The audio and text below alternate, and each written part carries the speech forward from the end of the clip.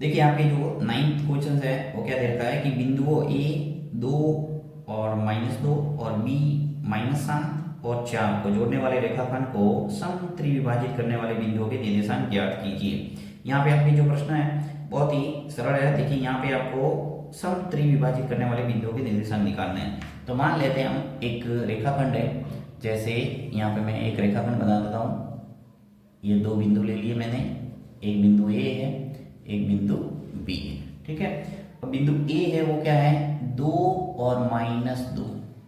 ठीक, और जो बिंदु बी है वो क्या है -7 और 4। इन दोनों बिंदुओं को जोड़ने वाला जो रेखाखंड है इसको समत्रि विभाजित करना है, यानी समान 3 भागों में बांटना है। तो समान 3 भागों में बांटने के लिए हमें दो बिंदु बीच में लेने पड़ेंगे, एक बिंदु और ये दूसरा बिंदु। इनके नाम दे देता हूं मैं, एक का नाम P, एक का Q।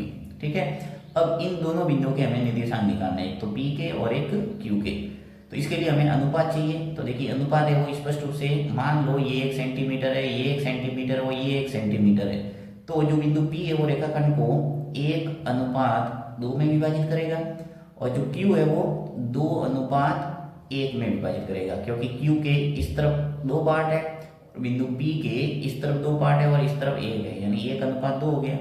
इसी प्रकार Q के इधर 2 पार्ट है तो 2 आ गया, और अनुपात के बाद में 1 आ जाएगा। ठीक है, यानी बिंदु P के M1 व M2 ये है और Q के M1 व M2 ये है। हम आराम से फॉर्मूले की सहायता से बिंदु P और Q के निर्देशांक निकाल सकते हैं। तो थोड़ा हम लिख लेते हैं कि माना बिंदु P रेखाखंड AB को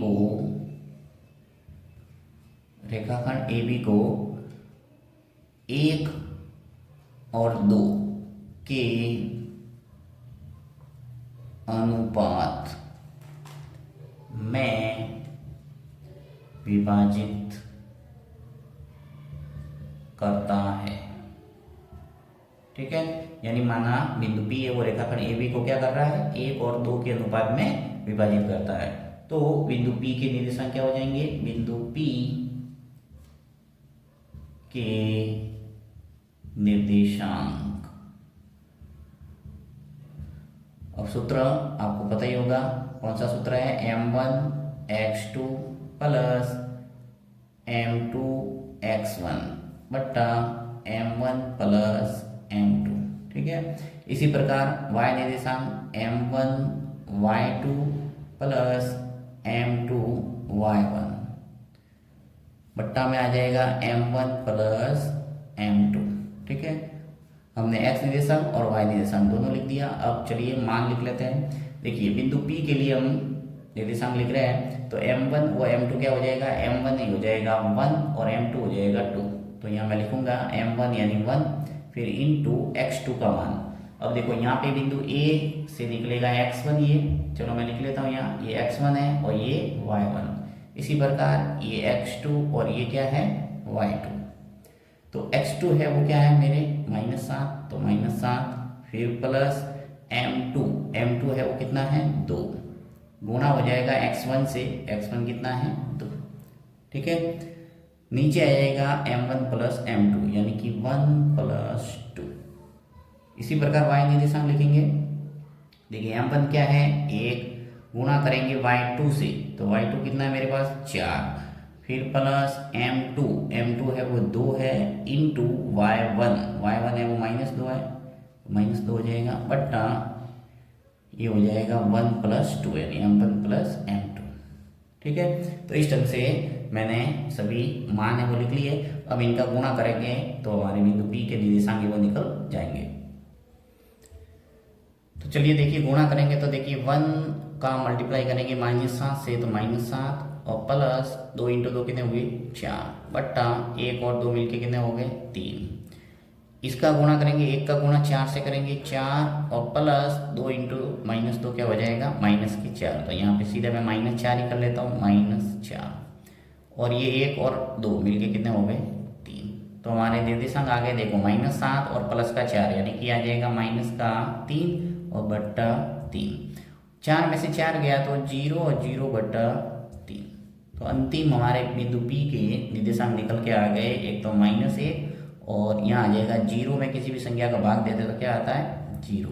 यानी कि हमारा अंतिम जो बिंदु P के निर्देशांक है वो क्या आ गई -1 और 0।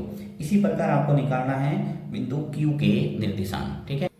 तो यहाँ लिख लेंगे हम बिंदु P, बिंदु Q के निर्देशांक, ठीक है। बिंदु Q के निर्देशांक निकालने के लिए भी वही सूत्र लगाना, देखो m1x2 plus m2x1 bye m1 plus m2। इसी प्रकार दूसरा m1y2 plus m2y1 bye m1 plus m2, ठीक है। अब यहाँ सभी मान रखने हैं, जैसे हमने ऊपर रखे थे वैसे के वैसे यहाँ पर भी बिंदु Q के अंदर भी रखना पड़ेगा, तो Q के निर्देशांक निकल के आ जाएंगे। तो चलिए मान रख लेता हूँ। देखो m1 कितना है, यहाँ पे आपको बस यही ध्यान रखना है कि m1 है वो क्या हो जाएगा 2 और m2 हो जाएगा 1। तो m1 2 इंटू x2 का मान कितना है -7 प्लस m2 का मान है 1 और इंटू हो जाएगा x1 है 2, नीचे आ जाएगा m1 प्लस m2 यानी कि 2 प्लस 1 हो जाएगा यहाँ। फिर डैश यहाँ से m1 का मान कितना है 2 इंटू y2 का मान है 4, ठीक। फिर प्लस m2 का मान कितना है 1 का गुणा किससे होगा y1 से यानी -2 से, और m1 प्लस m2 यानी 2 प्लस 1। चलिए इस स्टेप को मैं यहाँ सॉल्व करता हूँ। देखो 2 का गुणा जब -7 से करेंगे तो हमारे आ जाएगा यहाँ -14, ठीक है। फिर प्लस 1 का गुणा जब 2 से करेंगे तो 2 ही आएगा, नीचे आ जाएगा हमारा 3। नेक्स्ट y निर्देशांक 2 का गुणा 4 से करेंगे 8 और 1 का गुणा जब -2 से होगा तो -2, नीचे आ जाएगा 3, ठीक है। चलिए इसको सरल करते हैं। देखिए 14 माइनस के और प्लस के 2 यानी आ जाएगा -12 और नीचे आ जाएगा 3। 8 में से 2 गया 6 और नीचे आ जाएगा 3।